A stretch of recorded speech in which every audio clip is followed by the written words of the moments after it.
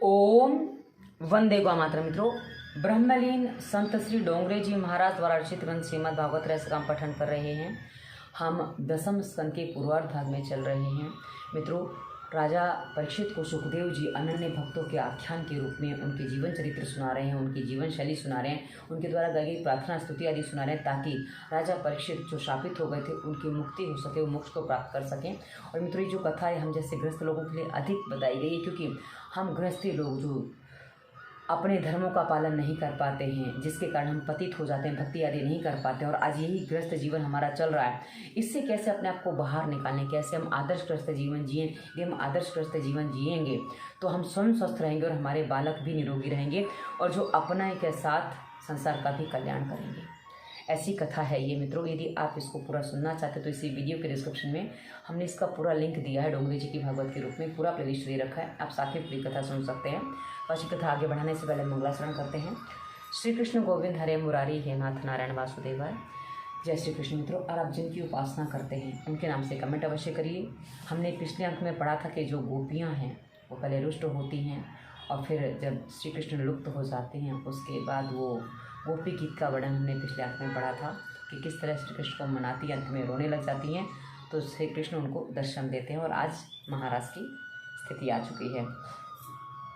तो आज के जो विषय हैं, गोपियों को सांत्वना, महाराज और युगल गीत, ये आज के विषय हैं। कुछ लोग प्रेम करने वाले से प्रेम करते हैं, कुछ प्रेम न करने वाले के साथ भी प्रेम करते हैं, और कुछ लोग ऐसे भी हैं जो किसी से प्रेम ही नहीं करते हैं। प्रेमदाता के साथ प्रेम करने वाला स्वार्थी है। बालक प्रेम ना भी करे फिर भी माता पिता उससे प्रेम करते ही हैं। अवधूत कोटि के महात्मा सतत ब्रह्माकार वृत्ति रखते हैं, अतः वे ईश्वर के अलावा अन्य किसी से भी प्रेम नहीं करते। गोपियों ने श्री कृष्ण से पूछा, आप इन तीनों प्रकार में से किस प्रकार के प्रेमी हैं? कृष्ण ने कहा, सखी, मैं तो इन सभी प्रकारों के परे हूँ। तुम्हारा प्रेम मैं जानता हूँ। मेरे वियोग में तुम्हें दुख तो हुआ, किंतु विशिष्ट योग का दान करने के लिए ही मैंने तुम्हें ये वियोग दिया था। संयोगावस्था में की अपेक्षा विरहावस्था में प्रेम पात्र से अधिक तादात्म्य में अधिक सिद्ध होता है। सो वियोग को एक विशेष प्रकार का योग कहा गया है। इस योग का दान करने के लिए ही श्री कृष्ण अदृश्य हो गए थे, और इस प्रकार गोपियों को अधिक निकट लाया गया। गोपियाँ ऐसी तल्लीन हो गई थीं कि विरह होने पर भी अंतरंग में उनका संयोग की अनुभूति हो रही थी। मतलब बाहर से भले विरह था, लेकिन भीतर से उनको ऐसा लग रहा था श्री कृष्ण उनके साथी हैं। इस वियोग में तुम्हारी अपेक्षा मुझे ही अधिक व्यथित होना पड़ा। तुम तो एक दूसरे को सांत्वना दे सकती थी। व्याकुल ललिता को विशाखा ने सांत्वना दी तो विशाखा को चंद्रावली ने, किंतु इधर मैं तो अकेला ही रोता रहता था। मुझे सांत्वना देने वाला कोई भी नहीं था। तुम तो सब एक दूसरे के साथ थी ना, पर मैं तो निपट अकेला था, कोई नहीं था मेरे साथ। तो सोचो मेरे लिए कितनी विरह रही होगी वो। और मित्रों, ये जो विरह है, कहा ना, यहाँ ये बालक 11 वर्ष से छोटी उम्र है श्री कृष्ण की, तब की बात है। पर हाँ, जो अनंत जन्मों की जो सारी बात साथ में आती है, तो वहाँ फिर शरीर की आयु नहीं रहती है, ये आत्मा की आयु है। और आत्मा परमात्मा का मिलन, तो फिर जीव और परमात्मा वही वाली बात है, इसलिए इसको वैसे ही देखें। ये बात बार बार इस भागवत में कही गई है, और मैं इस बार यहाँ अभी तक नहीं आई थी, इसलिए इस अवस्था में मैंने एक बार और बता दी, ताकि उसी भाव में आप भी चलें। सुखी तुम सब मेरी ही हो, किंतु तुम्हें अभिमान हो गया था। उस अभिमान को मिटाकर तुम्हारा मन अपने में केंद्रित करने हेतु ही मैं तुम सबको विरह अग्नि में मुझे जलाना पड़ा।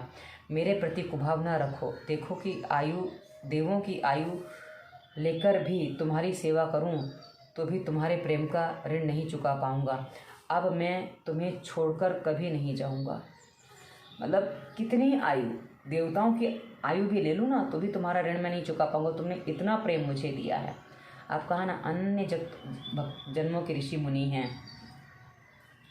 जीव मात्र गोपी है, वह विशुद्ध होकर नम्रता से प्रभु के पास जाए तो वे अवश्य दर्शन देते हैं।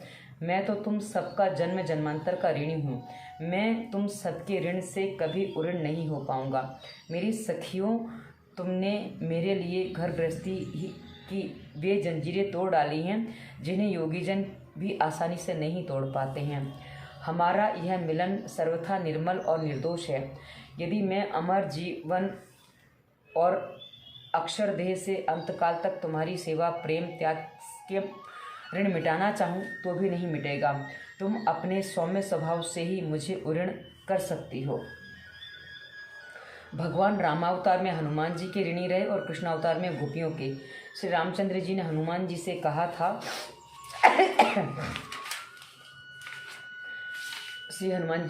था प्रत्युपकार करूँ का तोरा, सन्मुख होई न सकत मन मोरा। भगवान को अपना ऋणी बना लो, उनसे कुछ भी ना मांगोगे तो वे अवश्य तुम्हारे ऋणी हो जाएंगे। भगवान से कुछ मत मांगो, क्योंकि हम एक पिता की संपत्ति के लिए न जाने क्या क्या लोग करते हैं।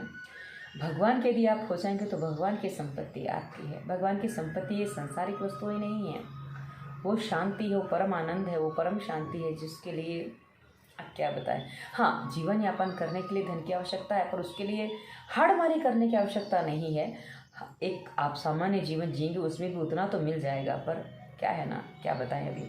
चलिए, हाँ, किसी ने मुझसे पूछा था कि आपको लगातार खांसी बनी हुई है, जुकाम हो जाता है, आपको ऐसा क्यों हो रहा है। आप समझ सकते हैं कि जुकाम क्यों हो जाता है। ये जुकाम लगातार बना रहता है, कभी भी कथा आपके अलावी में मैं पढ़ती हूँ तो बना रहता है, वो निकल नहीं पाता है। ऐसी स्थिति बनी हुई है, वो आंसू रुकने नहीं देते जुकाम को। सीधी सी बात। आगे बढ़ती हूँ।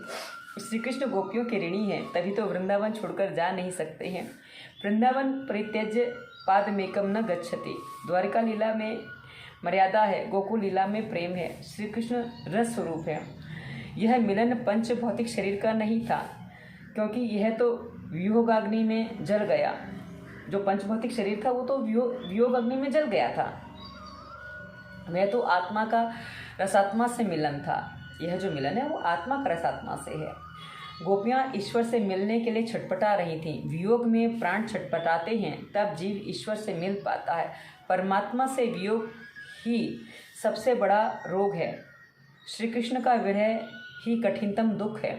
प्रभु के विरह में संसार से खिलवाड़ करने जैसा महापाप कौन करेगा।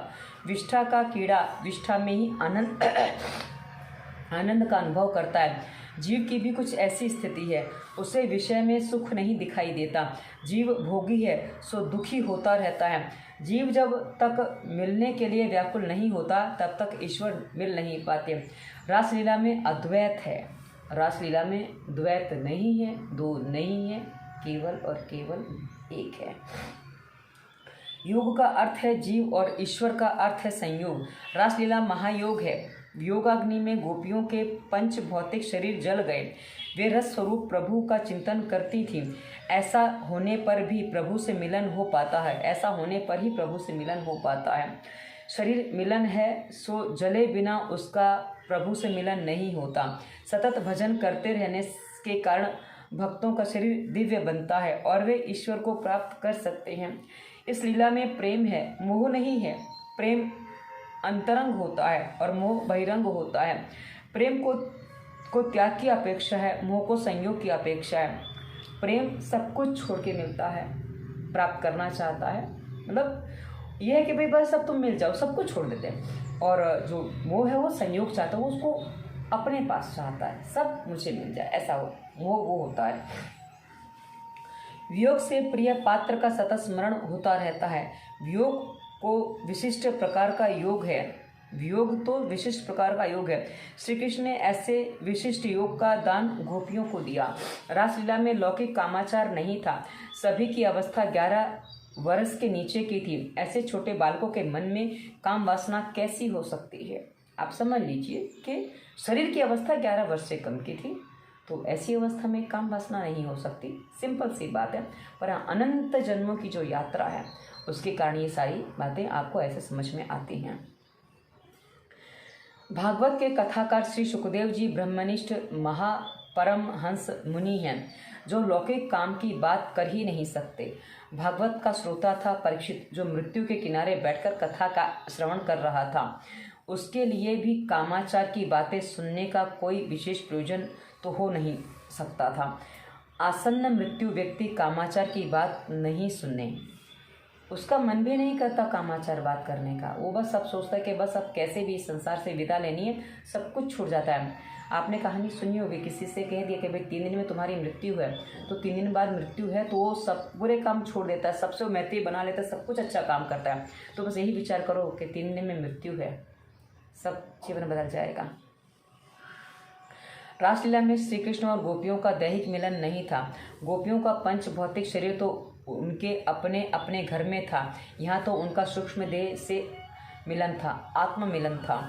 हे राजन, भगवान की माया से मोहित ब्रजवासी गोपाल और पत्नियों को अपने पास ही मानकर श्री कृष्ण की ओर दोष दृष्टि से देखते नहीं थे। उनको भी आज श्री कृष्ण के प्रति द्वेष उत्पन्न हुआ।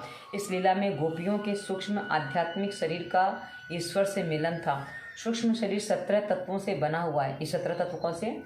5 ज्ञानेंद्रियां और 5 कर्मेंद्रियां तथा मन बुद्धि, ये सब मिलाकर 17 हुए। ये 5 क्या गिनाए गए हैं? मन बुद्धि 12 हुए, 5 क्या गिनाए गए वो समझ में नहीं आया मेरे को, पर हाँ 5 कर्मेंद्रियां, 5 ज्ञानेंद्रियां, मन और बुद्धि, ये मिला के 12 होते हैं ऐसे तो, पर ये 5 प्राण हो सकते हैं। हाँ 5 प्राण भी तो होते हैं, 5 प्राण भी इसमें शामिल हो सकते हैं, मुझे ऐसा लगता है, पर यहाँ 5 लिखा हुआ है, उसके बाद कॉमा, फिर ज्ञानेंद्रियां, 5 कर्मेंद्रियां,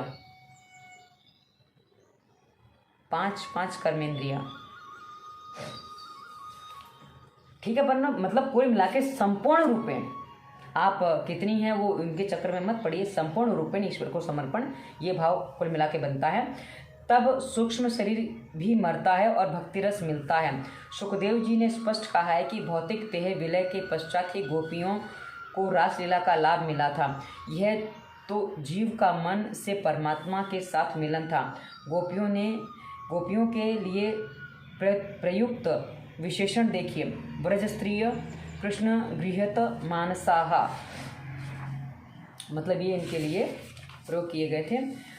यहाँ मन शब्द का प्रयोग है, शब्द शरीर शब्द नहीं है।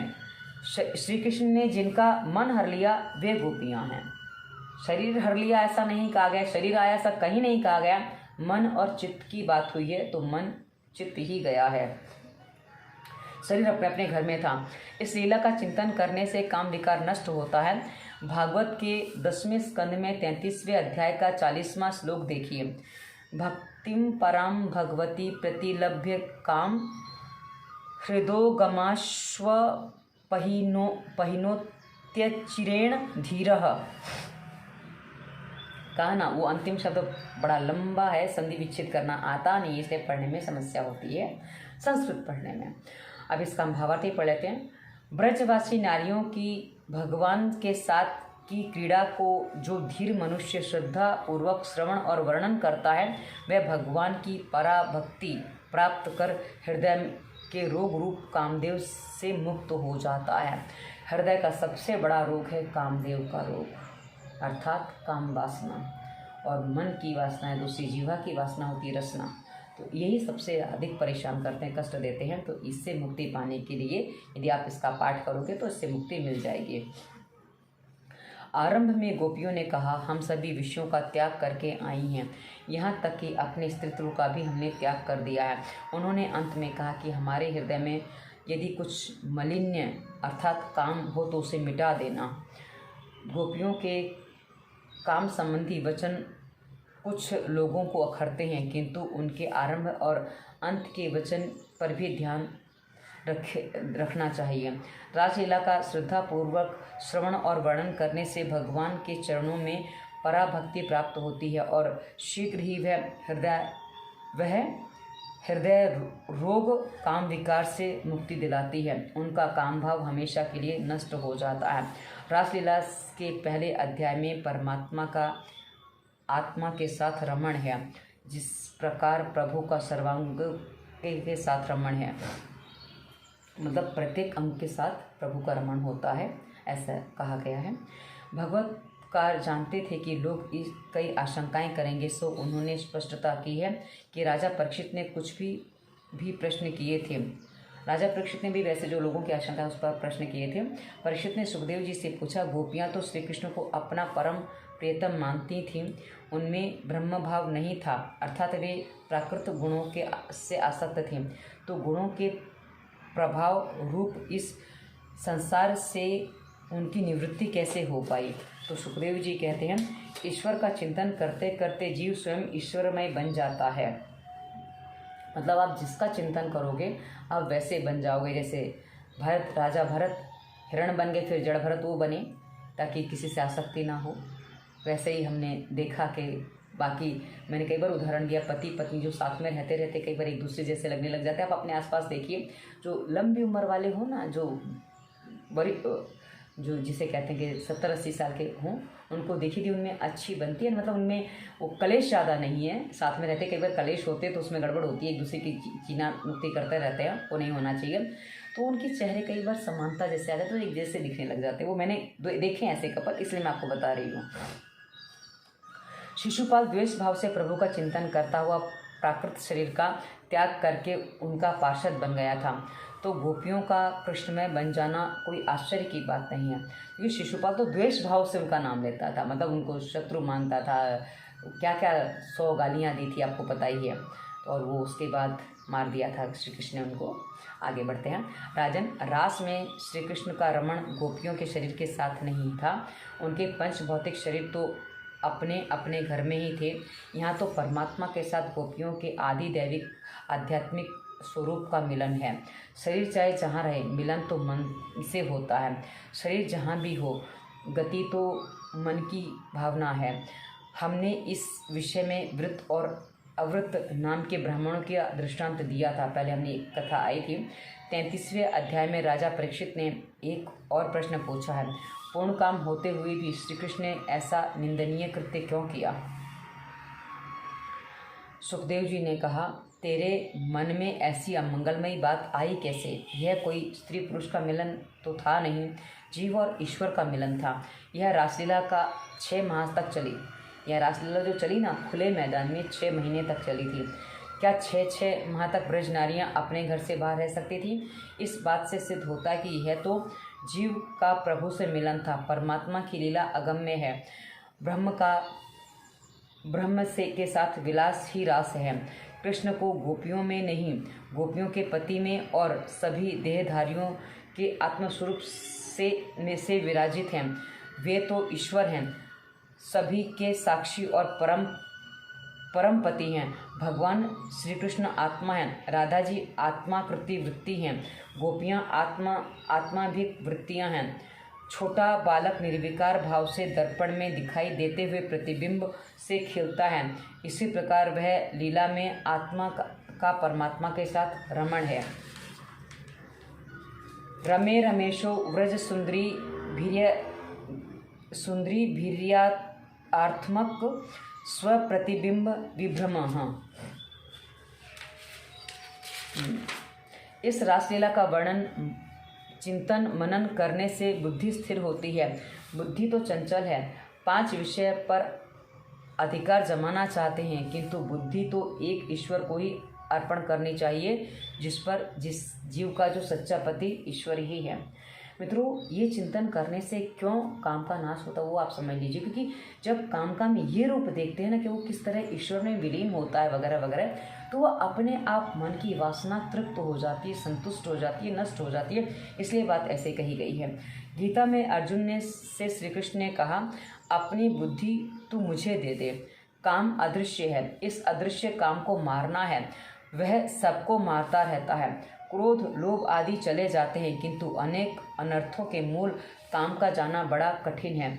जिनका काम मरा उनका संसार भी मर जाता है, वह मुक्त हो जाता है। अगर काम को जीतना हो तो केवल दूध और चावल का भोजन करो।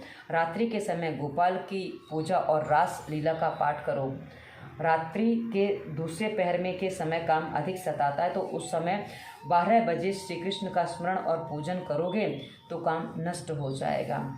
मतलब जब काम सताए, क्योंकि यदि जाग रहे तो उस समय कर लो, सो गए तो राम नाम, सो ही गए हो, राम नाम सत्य है, क्योंकि निद्रा भी एक मृत्यु ही तो है, और मृत्यु के बाद पुनर्जन्म होता है। सुबह जागते हैं। किसी भक्त ने पूछा, श्री कृष्ण ने रात को 12 बजे ही क्यों जन्म लिया? भगवान ने स्वयं उत्तर दिया, यदि मेरा कोई भक्त उस समय मेरी सेवा पूजा करेगा तो वह काम के आदी नहीं होगा। जीव को काम से बचाने के लिए ही मैंने रात को 12 बजे जन्म लिया है। भगवान तो भवरोग की औषधि हैं, किंतु सभी व्रत नियमों का विधि पूर्वक पालन करना चाहिए। महापुरुष वेद शास्त्रों की मर्यादा का उल्लंघन नहीं कर सकते हैं। स्वयं श्री कृष्ण भी ब्रह्म मुहूर्त के समय अर्थात प्रातः 4 बजे शैया त्याग देते थे। महाप्रभु वल्लभाचार्य जी त्रिकाल संध्या हमेशा करते थे। एक बार वे जगन्नाथ जी मंदिर गए।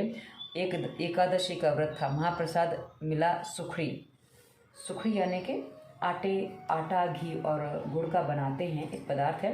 लोग लड्डू बनाते हैं इसको। उसमें क्या होता है ना कि आटे को घी में भूनने के बाद उसमें थोड़ा गुड़ में उसको पका दिया जाए, थोड़ा सा पकाया जाता है ताकि वो कड़क हो जाए, और वो कड़क वो ऐसे थाली में जमा दी जाती है। पतली पतली परत, ऐसी पतली परत होती है, उसको सुखड़ी कहते हैं। ये गुजराती शब्द है।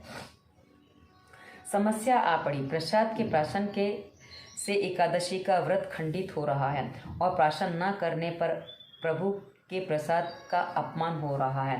उन्होंने सारी रात प्रसाद को हाथों में रखा और उसका गुणानुवाद करते रहे। द्वादशी का प्रभात प्रकट हुआ तो उन्होंने प्रसाद ग्रहण कर लिया। मतलब एकादशी का व्रत था, नहीं खा सकते थे, अन्न नहीं खाना था। उन्होंने द्वादशी के तक उसको हाथ में रखा, उसका मन में गुणगान करते रहे और फिर उसका द्वादशी को ग्रहण किया। महाप्रभु वल्लभाचार्य जी कहते हैं, विषय सुख में फंसे हुए विलासी जीव के लिए यह पुष्टि मार्ग निषिद्ध है। जो विलास चाहता है, जो विषय सुख में फंसा है, जो कुछ चीज़ें छोटी छोटी बातों को भी नहीं छोड़ पाता है, आप बीड़ी सिगरेट गुटखा तम्बाकू नहीं छोड़ पाते, वो क्या कर पाएंगे, वो वाली बात है। विषयाक्रांति चित्ता नाम नावेश सर्वथा हरे है। श्री कृष्ण कैसे संयमी थे उनका वर्णन हमने ऊपर बड़े विस्तार से पढ़ा है। वे गोकुल में जूते, सिले हुए कपड़ों और अस्त्र शस्त्रों का उपयोग नहीं करते थे। वे मुंडन भी नहीं करवाते थे, यानी कि बाल भी नहीं कटवाते थे। उस समय बाल वो आजकल की तरह फैशनेबल बाल नहीं करते थे, उस समय सीधा मुंडन होता था।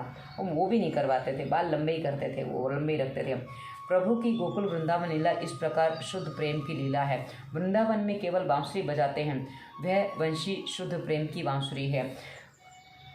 कुछ महात्मा केवल रासलीला तक ही भागवत की कथा सुनना चाहते हैं, क्योंकि इसके आगे की तो मथुरा की राजलीला जिसमें युद्ध, वध, विवाह आदि की बातें हैं। मथुरा और द्वारिका में श्री कृष्ण मधुर बांसुरी नहीं बजाते, वहाँ तो शंख फूंकते हैं और सुदर्शन चलाते हैं।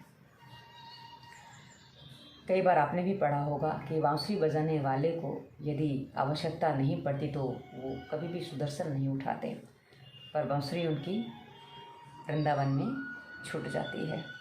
वेदों के मंत्र भोग परक होते हुए भी उनका तात्पर्य त्याग परक है, प्रभु के साथ तादात्म्य पाने से है। वेदांत अनुभव का विषय है, केवल वाणी विलास का नहीं। यदि जेब में से 500 रुपये का नोट खो जाएगा तो परीक्षा हो जाएगी कि वेदांत के मंत्रों को तोते की भांति बोल लेने वाला यह वास्तव में वेदांती है भी या नहीं। 5 रुपये में से 5 रुपये का नोट, हाँ 500 रुपये का भी नहीं है, तो 5 का ही वर्णन किया है। उस समय आज के 500 की कह सकते हैं, उस समय 5 रुपये भी बहुत होते थे, क्योंकि कहा ना 80 के दशक की कहानी है, उन्होंने 80 के दशक में इस ग्रंथ को लिखा था। 5 रुपये के नोट की कीमत ही क्या है, किंतु उस नोट के लिए अतिशय आसक्ति का होना बुरा है। वेदांतों के सिद्धांतों का अनुभव सरल नहीं है। गोपियों ने तो भक्ति का सरल मार्ग बताया है। लोगों को प्रेम लक्षणा भक्ति का मार्ग दिखाने के लिए ही कृष्ण अवतार हैं। प्रतिदिन रात्रि को इस रासलीला का चिंतन करो। बड़े बड़े महात्मा भी इस कामनाश के हेतु रात्रि में स्नान करके रस पंचाध्याय का पाठ करते हैं। यह लीला चिंतनीय है, अनुकरणीय है। यह लीला द्वार ही भगवान के काम का पराभव किया है। काम सबसे बड़ा हृदय रोग है। काम क्रोध को जन्म देता है। काम का विनाश होते ही कृष्ण निकट आ जाएंगे। रात्रि को सोने से पहले स्नान करो। गृहस्थ की शैया शुद्ध होनी नहीं होती है। गृहस्थ की शैया, क्योंकि उसमें वो काम वासना आदि सब चीज़ें चलती रहती हैं, इसलिए वो शुद्ध नहीं मानी जाती है। पवित्र कमली पर शयन करके रासलीला का पाठ किया जाए तो काम मरता है। जो वक्ता श्रोता इस लीला का मनन करेगा उसके काम का नाश होगा। रासलीला के बाद विद्याधर सुदर्शन की कथा आती है। ऐसा क्यों है? उसमें अपने सौंदर्य का अभिमान कभी ना करो। सत्कर्म दीनता लाने के लिए है। प्रभु को दीनता प्यारी है। उद्धत व्यक्ति प्रभु को भाता नहीं है। किसी भी जीव को शूद्र मानने वाले व्यक्ति को भक्ति नहीं फलवती होती है। मतलब यदि आप किसी अन्य को हीन भावना से देखते हो तो आपकी भक्ति फलवती नहीं होती है। कई बार वो हमने इसमें कथा पढ़ी थी किसी संत की कि वो बार बार स्नान करने जाते हैं। एक कोई मुसलमान होता है, उनके ऊपर बार बार थूकता है तो 108 बार उनका स्नान हो जाता है। किसकी कथा थी मैं भूल गई, कदाचित नामदेव की थी। तो वो नाम से क्या करना है, मुझे वो लगता है कथा याद है, वो मन को प्रेरित करती है, उतना पर्याप्त होता है। नाम में कई बार हम भटक जाते हैं। तो वो है कि वो किसी पर क्रोध ना करे, किसी को अपने से हीन ना माने। हाँ, किसी ने थूक दिया है तो वो स्नान करना आवश्यक हो जाता है। इसलिए जहाँ जहाँ दृष्टि दौड़े वहाँ वहाँ ईश्वर का दर्शन करना ही दीनता है। दीनता तो प्रभु को प्रसन्न करने का साधन है। रावण की तपश्चर्या भी कुछ कम ना थी, किंतु उसने भोग विलास की तपस्या की थी, दीनता की नहीं। उसे तो शिवजी को अपने लंका ले जाना था ताकि वो वहाँ उनको रख सके। आप वो ये नहीं समझने को तैयार है कि वो भाई जहाँ रहते हैं वो शिवजी को परिवर्तित करना चाहता था। रावण स्वयं नहीं परिवर्तित होना चाहता था, स्वयं वहाँ रह के सही नहीं करना है, तुम लंका चलो, ऐसा उसका आग्रह था। अपने को निराभिमानी बताने वाला भी सूक्ष्म रीति से अभिमानी ही है। 34वें अध्याय में सुदर्शन विद्याधर की कथा है। शिवरात्रि का पर्व था। नंद बाबा अंबिका वन की यात्रा पर गए हुए थे। पुष्कल दान किया था, यानी कि अत्यधिक दान किया था। रात्रि के समय सबने सरस्वती के किनारे निवास किया। वहाँ रहने वाला अजगर नंद बाबा को निगलने लगा। श्री कृष्ण के चरण स्पर्श से वह मर गया और उसमें से एक देव प्रकट हुआ। भगवान ने अनजान बनकर ही उससे पूछा, कौन हो तुम? उस देव पुरुष ने कहा, मैं अगले जन्म में सुदर्शन नामक विद्याधर था। मुझे अपनी सुंदरता पर अत्यधिक अभिमान था। कुरूपों को देखकर मुझे हंसी आती थी। मैंने एक बार काले कुबड़े ऋषि अंगिरा को देखा तो मैं अपनी हंसी रोक ना सका। ऋषि क्रोध से भड़क उठे, रे उद्यत, मेरा शरीर भले ही काला कुबड़ा है किंतु मेरा मन और हृदय उज्जवल है। किंतु तेरी बात तो ठीक उल्टी है। मैंने तो सत्संग से अपनी कृति सुधार ली है। तेरा तन तो उजला है किंतु मन अत्यधिक काला कलूटा है। मैं तुझे शाप देता हूँ कि तू अजगर बनेगा। शरीर में कौन सी सुंदरता है? यह रुधिर मांस हाड़ चाम से बना हुआ है। यदि रास्ते में पड़ी हड्डी मिल जाए तो लोग कतरा कर निकल जाएंगे।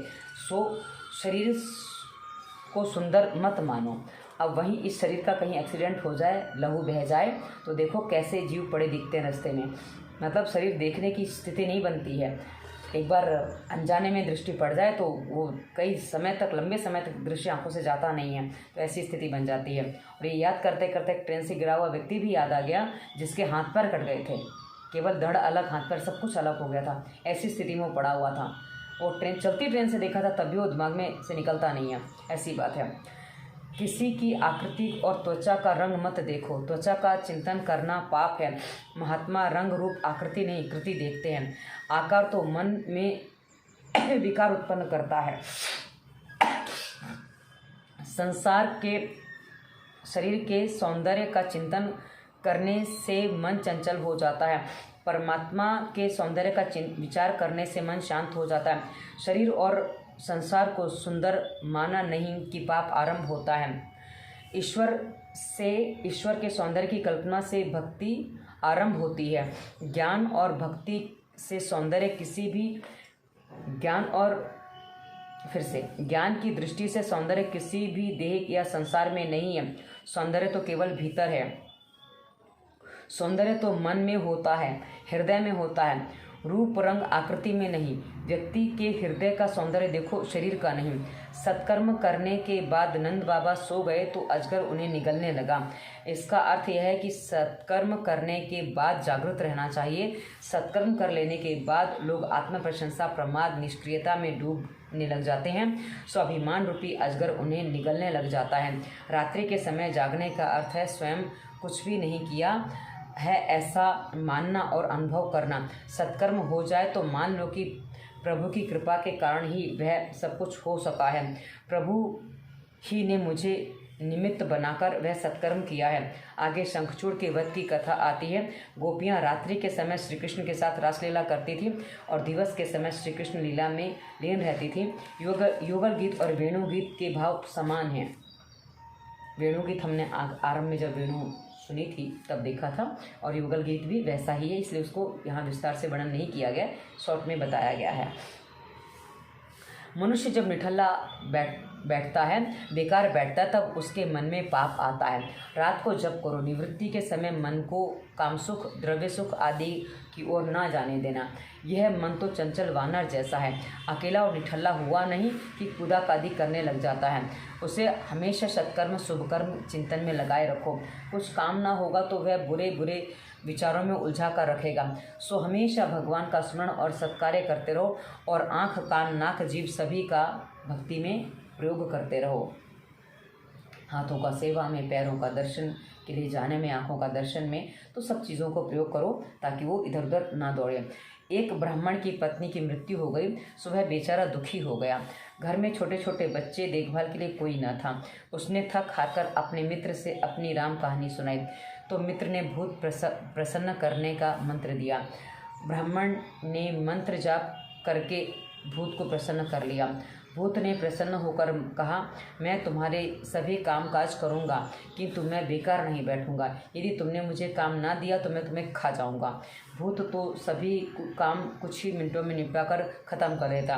ब्राह्मण चिंतित हुआ कि यह बेकार हो गया तो मुझे खा जाएगा। उसने मित्र से बात की कि मित्र ने उत्तर दिया, अपने आंगन में एक बड़ा सा बाँस गाड़ दो और भूत से कहो कि कामकाज की निवृत्ति होने पर इस बाँस पर चढ़ उतर करते रहना। ब्राह्मण ने वैसा ही किया। भूत समझ गया कि यह मेरा भी गुरु है और वह शांत हो गया। मन भी उसी भूत के जैसा ही है, इसे काम नहीं दोगे तो वह तुम्हें खा जाएगा। और जब नींद ना आने लगे बिस्तर पे के पास ना जाना, मतलब जब तक नींद नहीं आई बिस्तर पे नहीं जाना चाहिए। और कम से कम बिस्तर पे कम से कम नींद आने में समय लगे जिसमें मन की चंचलता का भान ना हो पाए। मतलब कई बार क्या होता है ना, बिस्तर पे पड़े पड़े करवट बदलते रहते तो दिमाग में ना जाने कैसे कैसे उलझुल विचार आते रहते हैं। उससे बचना है तो नींद आए तभी बिस्तर पड़ जाओ, उससे पहले बिस्तर नहीं पकड़ना है। और आत्मदर्शन हुआ ऐसा माना जाए तो आपत्ति नहीं है, क्योंकि बिस्तर पे जाने के बाद जो विकार आते हैं वो अधिक होते हैं। एको देवो मनः साक्षी। गोपियाँ सारा दिन घर का कामकाज करती थी और रात को इकट्ठी होकर कृष्ण लीला का चिंतन करती थी, कीर्तन करती थी। ध्यान अकेले किया जाए किंतु कीर्तन तो सारे घर के लोग साथ में मिलकर बैठकर करें। लोग घर को तो स्वच्छ रखते हैं किंतु मन की ओर ध्यान नहीं देते हैं। रात को सोने से पहले घर में सभी छोटे बड़े एक साथ बैठकर भजन कीर्तन करें तो सबसे बड़ा अच्छा कार्य होता है। घर पवित्र हो जाएगा। कथा, कीर्तन, भक्ति है। कीर्तन के 3 प्रकार हैं, नाम संकीर्तन, गुण संकीर्तन और लीला संकीर्तन। घर में हर दिन संकीर्तन होना चाहिए। अरे सखी, मेरा कन्हैया भी कई तरह से बांसुरी बजाता है। जब वह दाहिने गाल की ओर रखकर बांसुरी बजाता है तब गोपियाँ तन्मय हो जाती हैं। आकाश की ओर दृष्टि रखने के बजाता है तब पाताल की नाग कन्याएं डोल जाती हैं। दिवस में श्री कृष्ण लीला का वर्णन और कीर्तन करते गोपियाँ ब्रह्म संबंध बनाए रखती हैं। ब्रह्म संबंध को सतत बनाए रखने के लिए प्रयत्न किया जाए। एक क्षण मात्र भी जड़ वस्तु का ध्यान ना किया जाए तभी जीवन सफल हो सकता है और रास का, श्री कृष्ण सामीप्य का आनंद मिल सकता है। यही भक्ति की सरल विधि है। आगे अक्रूर जी आने वाले हैं। अक्रूर जी श्री कृष्ण और बलराम को लेने आने वाले हैं। क्या प्रसंग है उसको हम अगले अंक में पढ़ने वाले हैं। अच्छी कथा को यहीं विराम देते हैं। श्री कृष्ण गोविंद हरे मुरारी, हे नाथ नारायण वासुदेवाय। जय श्री कृष्ण मित्रों, धन्यवाद। वंदे मातरम।